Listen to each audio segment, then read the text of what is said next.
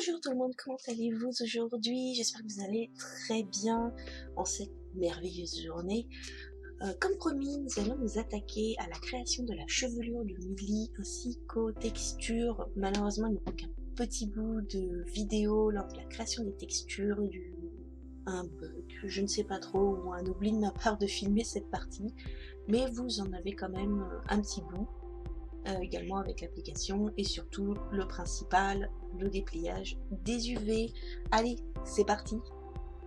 Pour les cheveux, nous allons procéder par des plans. Je prends donc un plan que je mets rapidement en forme. Je crée immédiatement son UV que je place dans l'endroit. J'enregistre toujours l'UV et ensuite j'exporte le modèle. Nous passons ensuite sous Photoshop. Mes mèches sont déjà prêtes, donc j'ai juste à les placer en suivant le patron.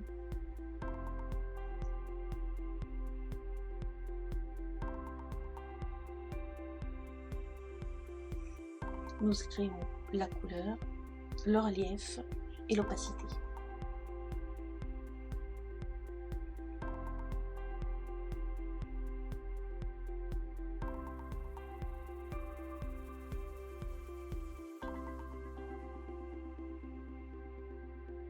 La couleur est directement créée pour le moment dans 3ds Max, mais nous le ferons plus tard sur Photoshop. C'est ce que l'on appelle la couleur diffuse.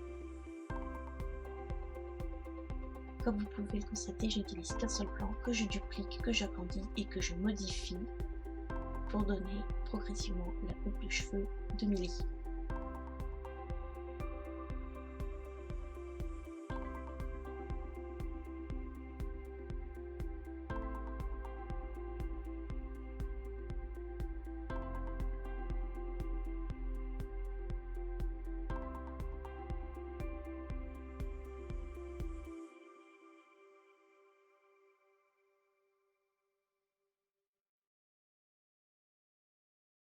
En cours de route, je fusionne les objets en son intention de garder une mèche de disponible.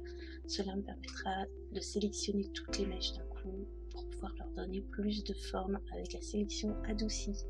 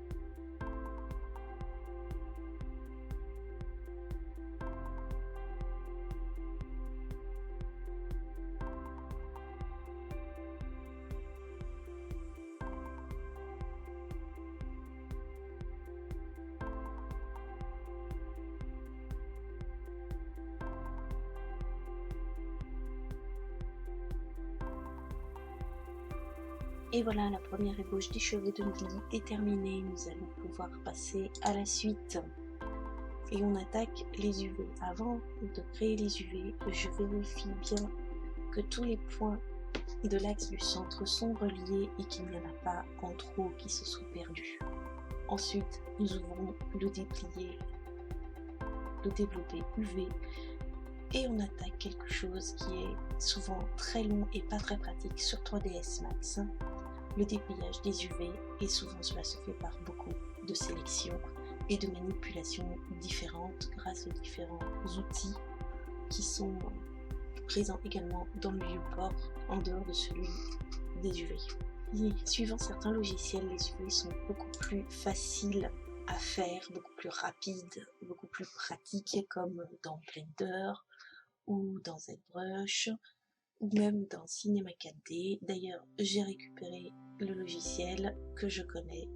Je pense que je vous ferai également des petits tutos dessus et on va s'attaquer également aux UV grâce à Cinema 4D, mais c'est pas pour tout de suite. Finissons déjà la série qui est en cours.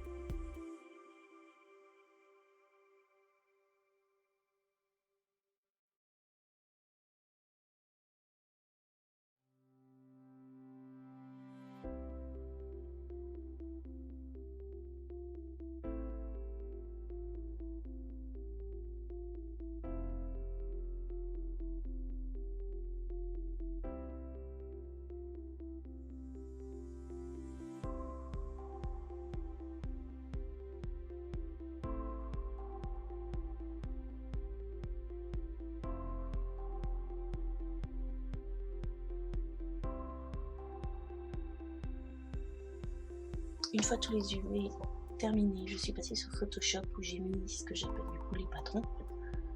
Et j'ai pu dessiner complètement la tenue, la peau, bref, entièrement mili, complètement aplatie.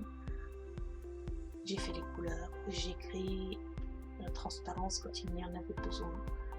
Il faut savoir qu'il existe de nos jours beaucoup de logiciels pour faire les textures. Actuellement, je suis encore sous Photoshop, mais prochainement, je compte bien passer sur Substance Painter et Substance Designer afin de pouvoir créer beaucoup plus de textures différentes.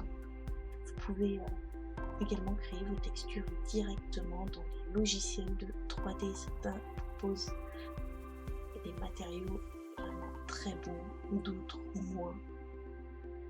3ds Max est tout aussi bon dans son genre, c'est juste des façons de procéder différentes. Rien que là avec fenêtre étoile, cela me permet de faire tous les raccords peau des vêtements sur mili que je ne peux pas forcément faire via Photoshop.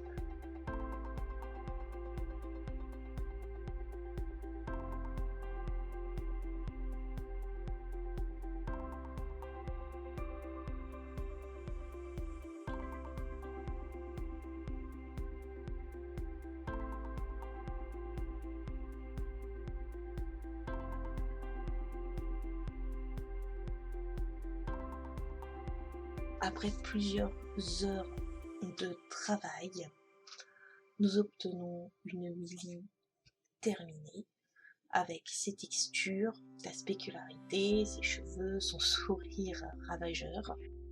Mais là, elle n'est pas très bien comme ça, la lumière n'est pas bonne, la pose est bof, il n'y a pas de décor. Donc, ce que je vais vous proposer, c'est que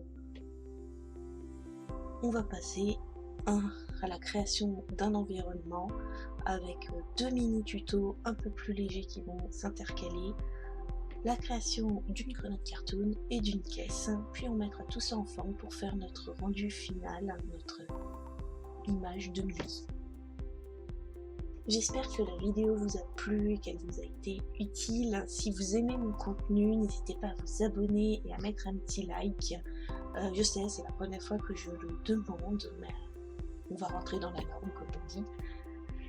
Donc voilà, si ça vous plaît, n'hésitez pas à me suivre, à mettre un petit commentaire, ça fait toujours plaisir, surtout s'il est constructif. L'idée est de poster tous les vendredis ou tous les samedis pour que vous ayez une suite agréable de tutoriels. Après les tutos indigestes comme ceux de la création de personnages, je le couperai avec des tutos plus légers comme de la création d'objets. Et au programme, nous aurons bientôt une Switch, un objet léger, ensuite un drone SF, et ensuite on rattaquera avec un tuto un petit peu plus lourd sur la création d'un robot type un peu extraterrestre. J'espère que cela vous plaira, j'espère que ça vous plaît. Je vous souhaite une très bonne journée, une très bonne semaine, à la prochaine.